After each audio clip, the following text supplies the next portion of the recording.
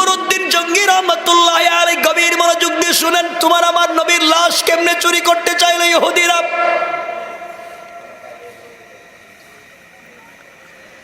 নুরউদ্দিন জঙ্গি রহমাতুল্লাহি আলাইহি তাহাজ্জুদের সালাত আদায় করবার আগে শুয়ে আছেন। হঠাৎ করে স্বপ্নে দেখেন বিশ্ব নবী সাল্লাল্লাহু আলাইহি ওয়াসাল্লামের চেহারা বিমর্ষ। বিশ্ব নবীকে স্বপ্নে দেখলেন। নবীজি ডাক দিয়া বলছেন, নুরউদ্দিন জঙ্গি। কেউ বলেছেন দুইটা, কেউ বলেছেন তিনটা। নুরউদ্দিন জঙ্গি, তিনজন লোক আমাকে ডিস্টার্ব করে। নুরউদ্দিন জঙ্গি, তিনটা লোক আমাকে ডিস্টার্ব করে। কখন জানি কি করে ফেলে বুঝতেছি না। এই কথাগুলা বললেন। নুরউদ্দিন জঙ্গির স্বপ্নে এই তিনটা লোকের চেহারার দিকে তাকালেন। চেহারা অনেক সুন্দর, সাদা বর্ণের মানুষ, চোখগুলা পীত বর্ণের। মানুষের চেহারা সুন্দর, সাদা, চোখগুলা পীত বর্ণের। নুরউদ্দিন জঙ্গি ঘুম থেকে উঠে গেলেন। কি দেখলাম, কি স্বপ্নে দেখলাম? নবীজি আমাকে কিসের ইঙ্গিত দিলেন? কারা ডিস্টার্ব করে, কোথায় করে? কান্না করতে করতে ঘুম থেকে উঠে গেলে গোসল করলেন, ওযু করলেন,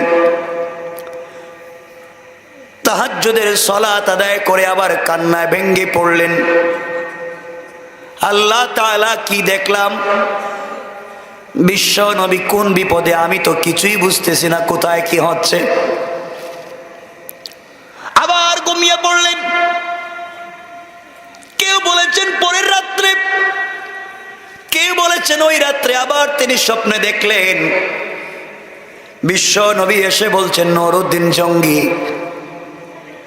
তোমাকে আরেকবার বলেছি কিছু লোক আমাকে ডিস্টার্ব করে। আবার বললাম, কিছু লোক আমাকে ডিস্টার্ব করে। আবার ঘুম ভেঙে গেল। গোসল করলেন, আবার নামাজ পড়লেন, আর আল্লাহর কাছে কান্নাকাটি করে বললেন, আল্লাহ তাআলা, যেই নবীকে দুনিয়ার জমিনে কোনোদিন দেখি নাই, না দেখে কালিমা পড়েছি, তার রেখে যাওয়া আমানত ইসলামকে প্রতিষ্ঠা করবার জন্য যুদ্ধ করে যায়, যেই নবীকে দুনিয়ার জমিনে কোনোদিন দেখি নাই, তার নিজ হাতে হাউজে কাউসারের পানি পান করার জন্য মুখিয়ে আছি। আজকে নবীজি কোন বিপদে আমি বুঝি না।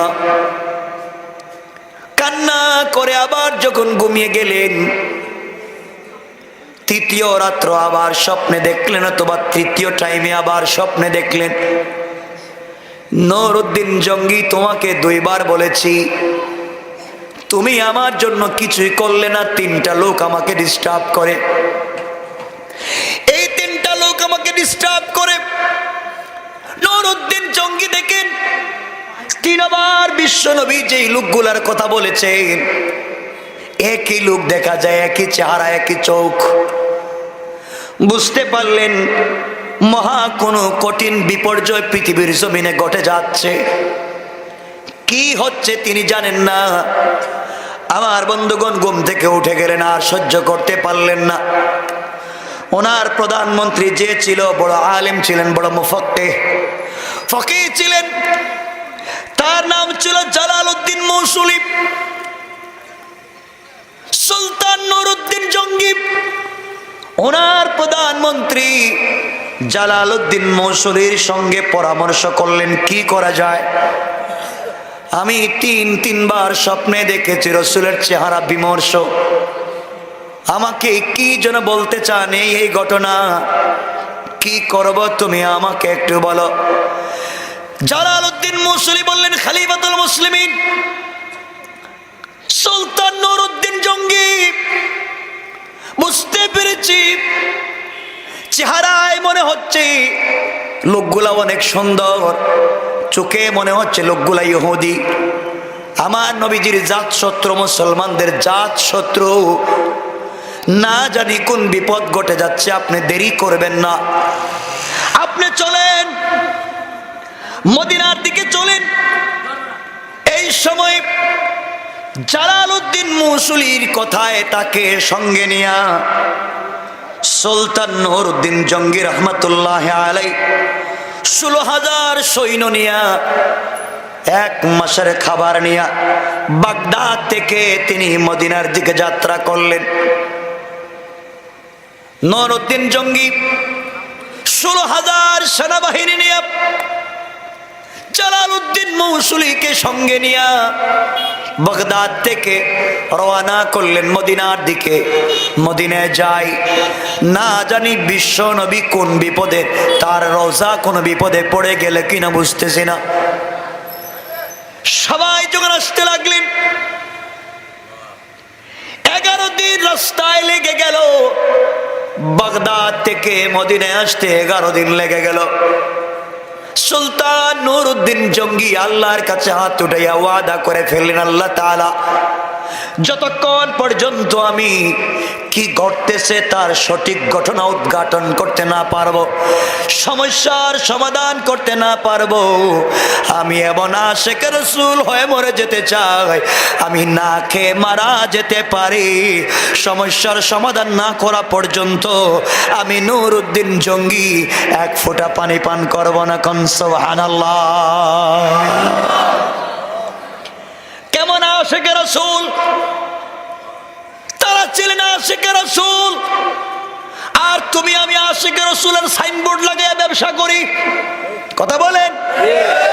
আমার বন্ধুগণ, নবীজি সাল্লাল্লাহু আলাইহি ওয়াসাল্লাম খায়বারের যুদ্ধে হযরতে আলী যে যুদ্ধের সেনাপতি ছিলেন, যার মাধ্যমে যুদ্ধে জয়লাভ হয়েছিল, এই যুদ্ধে একটা মহিলা, এই মহিলার নাম ছিল যায়েনব বিনতে হারেসা। এই যায়েনব বিনতে হারেসা আমার নবীকে দাওয়াত দিয়েছিল, দাওয়াত দিয়ে নিয়ে গিয়েছিল। আশিকে রাসূল বোঝাতে চাই কার নাম? তুমি আশিকে রাসূল, সারাদিন ফ্রান্সের বিরুদ্ধে বক্তৃতা করেছো, তোমার হাতের গড়ি, তোমার পরনের কাপড় ফ্রান্সের পয়রা বক্তৃতা করো, তুমি মুনাফিক ছাড়া আর কিছু না। কিসের প্রতিবাদ করো? কষ্ট পাচ্ছেন আমার কথায়? কিছুক্ষণ কথা বলা যাবে? হ্যাঁ আমি জানি, সারা রাত্রে আমিও আছি, সারা রাত। আমার বন্ধুগণ, এই যায়েনব বিনতে হারেসা আমার নবীকে ছাগলের ভুনা গোশত সামনে দিয়েছে খাবারের জন্য। ইহুদিরা কত বেঈমান, কত গাদ্দার, কত মুনাফিক, একটু চিন্তা করেন। আমার নবীর সামনে যখন দিয়েছে গোশত, গোশতের মধ্যে দিয়েছে বিষ মিশাইয়া,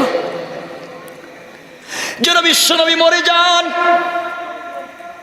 সাথে করে নিয়ে গেলেন বিশর বিন বারা রাদিয়াল্লাহু তাআলা আনহু, নবীজির সঙ্গে ছিলেন। দুজন মিলে খাবার যখন খেতে যাবেন, নবীজি ছাগলের গোশত, খাসির গোশত মুখে দিলেন।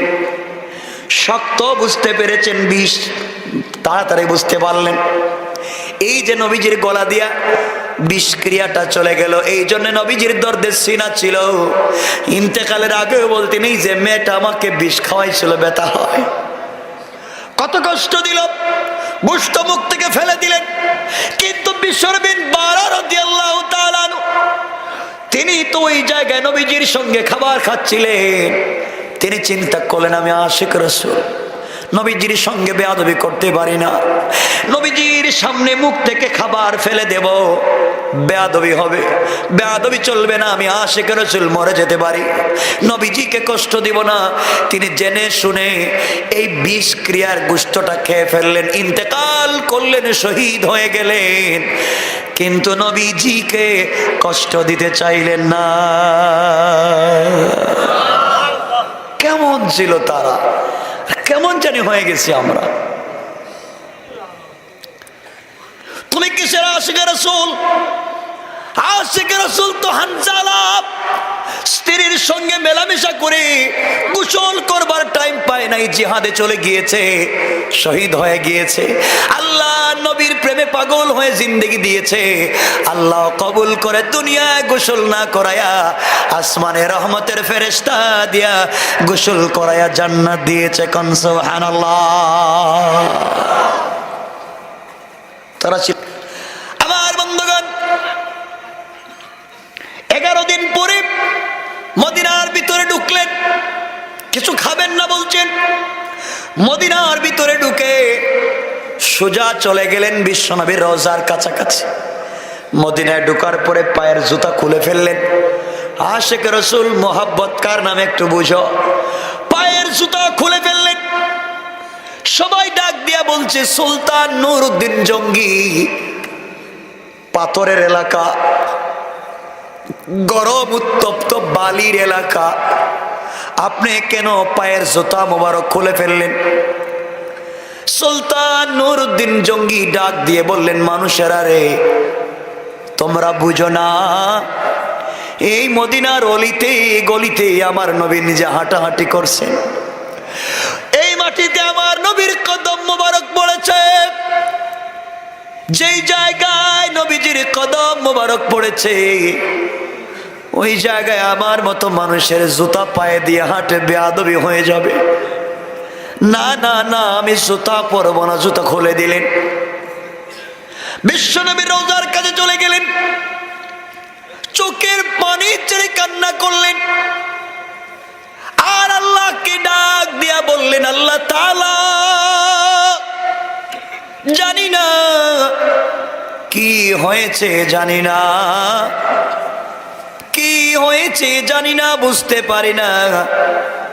আমি তিনবার বিশ্বনবীকে স্বপ্নে দেখেছি, না জানি কোন বিপদ হয়েছে, আমি তো কিছু বুঝি না, তুমি আমাকে বুঝাইয়া দাও।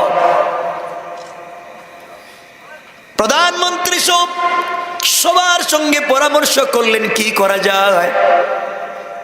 সবার সঙ্গে পরামর্শ করে বললেন, মদিনার গেটটা লাগাইয়া দাও, বাহির থেকে মদিনায় লোক ঢুকতে পারবে, কিন্তু মদিনা থেকে আজ থেকে কোনো লোক বাহিরে যেতে পারবে না।